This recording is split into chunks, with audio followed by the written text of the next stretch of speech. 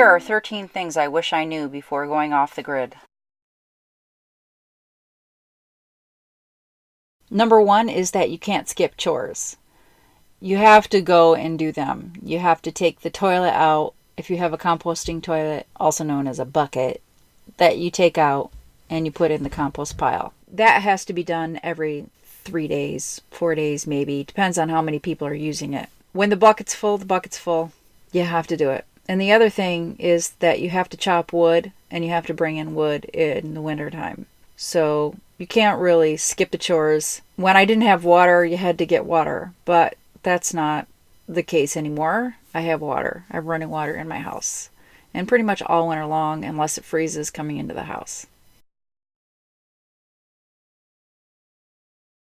And number 2, which the last thing I said brings me to number 2, is that I wouldn't have water for 1.5 years after I moved here. I had to haul water up a hill from a frost-proof hydrant via a sled in the wintertime with gallons on it, probably about 6 gallons. And that was a lot of work. Kept you in shape, but it was a lot of work to do. And I don't miss that at all. When I get on Patreon, I'm going to show how to tap water from a seepage spring. And that if you have water in your area, this is what you have are seepage springs. And then you can get water to your house. Number 3 is that the winters are so hard, being so remote. And sometimes I have a really hard time getting up the hill to my house. The roads are really icy. I mean, we're talking ice skating icy, like an ice skating rink on the entire road. And it's because they don't put down salt or sand. So there is no way sometimes in the winter to get off the hill. There are piles of gravel that you can go down and shovel to put on the road. But if it's so much work and I absolutely hate it, I'd rather just stay in my house. Number 4, the summers here are pretty much heaven on earth in a very remote location. You have fireflies, it's quiet, it's just really a beautiful place in the summer. People don't realize when they come, like my sister, when she comes to visit me, she doesn't realize what the winters are like, and she thinks, oh my gosh, I'd rather live there again. She romanticizes when she used to live up here and how wonderful it was. And it is in the summer, but the winters are so hard. Number 5 is that it would take me 2 years to actually finish my house. I lived in it unfinished for a very long time. When I moved into the house, I only had the shell, and so I only had the walls and the lofts. It was just a plywood floor. The floor downstairs was plywood. It was very rough living. There was no insulation.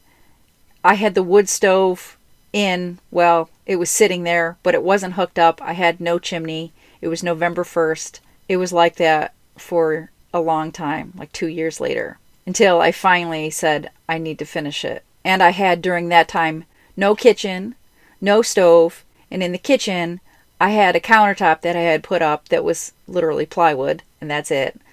And on top of that countertop, I put a camp stove, a propane camp stove, and that is how I cooked my food.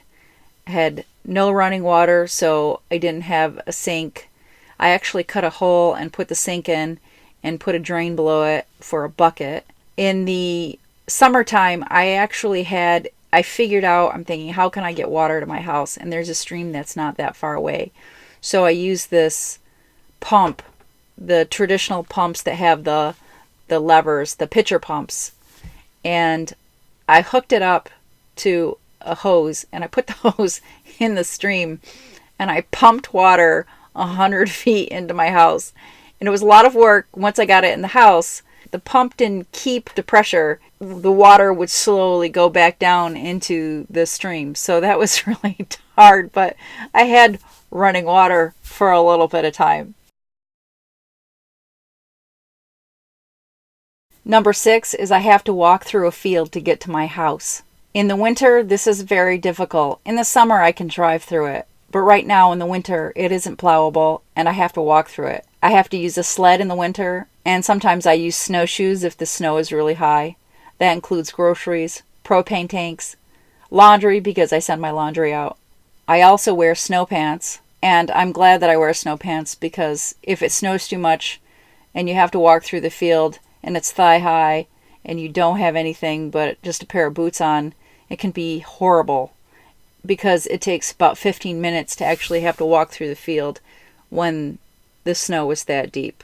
Oftentimes I see animal tracks and it can be really unnerving. I see coyote tracks and bobcat tracks and deer tracks all the time, which isn't a big deal.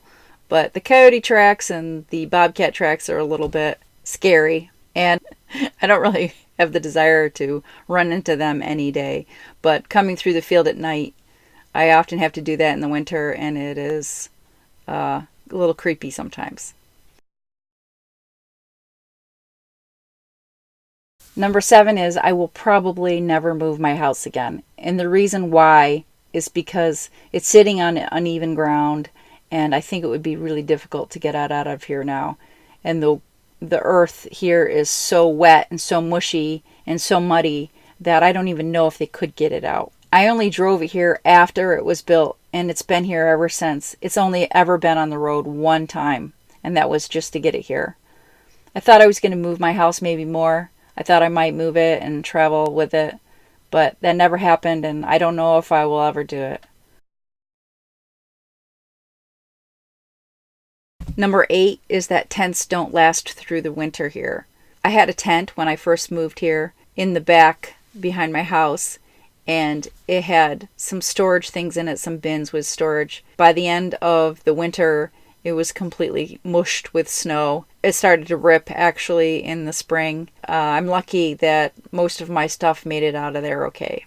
I learned that I needed a more formidable structure to store things that would shed snow in this climate. Number 9 is living without enough electricity for anything that creates heat. So that means I'm not able to run a heater, a toaster, a curling iron, not like I would use a curling iron, a blow dryer, a vacuum cleaner. Vacuum cleaners actually create heat, a lot of heat, and so that would totally zap my batteries. There's no way I could ever run a vacuum cleaner on my batteries. And the fact that I can't have electric heat basically ties me to the house in the winter because it basically means that I have to keep stoking the fire. When it gets really cold, it's really hard to be gone from it for very long. Number 10 is that there are a zillion bugs outside here. That includes mosquitoes and flies and ticks, gnats, bees, wasps, and if I go out for about a minute, I can get as much as 10 mosquito bites during that minute. Maybe even more. I also use a screen tent that helps me, and that's what I do. Stay in, I basically beeline it from the house to the tent, and that helps with the bugs. Once I got a tick from walking across the field to my house from my car. And that's about 500 feet. Number 11 is that doing my laundry at home is too labor intensive. I take it out to get done at a laundromat. I have to haul it back through the field like I was saying earlier. But I also do have a little washing machine that is very labor intensive. It's not as hard as washing it all by hand, but it is very difficult, and you have to put it in the wash part and then you have to put it in the spin part. You have to fill it up with water and then you have to turn it to drain it, which actually has this pump that sucks it out of the machine and into the sink. It's labor intensive, and then I have to take the washing machine out of the house because there's not enough room to keep it in here. The washing machine, when I'm done using it, is pretty heavy because I have to take it out of the house, and I can't seem to get all the water out of it in order to be able to do that. Number 12 is that I have to get groceries more often than most people because I have a very tiny refrigerator that I really can't keep too well stocked, and the reason is because I don't run it very often because I don't have enough electricity to run it all the time. Sometimes in the winter I take ice packs and I'll put them outside and bring them in and put them inside the freezer portion, and that keeps them pretty cool. In the winter, I use the outside a lot. Sometimes I put the food outside on the porch and I haven't attracted any bears or any animals that eat it, so that's good. But I'm also a vegetarian, so it's not like I'm keeping bacon on the porch. Because we all know the bears love bacon and they will fight for bacon, but I don't have bacon because I'm a vegetarian. Also, I don't have that many cabinets. I have 3 food storage cabinets, and it's really not enough room to keep much of anything. I can keep rice and basic essentials in those, and I have some soup and stuff like that. But I really don't have that much storage space for food. I'd like to have more storage space, but I just don't have that much. Number 13 is I still don't have my driveway done, even though it's been 6 years now. It takes a lot of money to create a driveway that's the length of the field, which is about $3,000. And someday I'd like to be able to get it plowed in the winter so that I could drive straight to my house, which would be an absolute luxury in the wintertime. So there you have it. There are things I wish I knew before going off the grid. Let me know in the comments if you think that you would live like this and if there was anything that you might miss.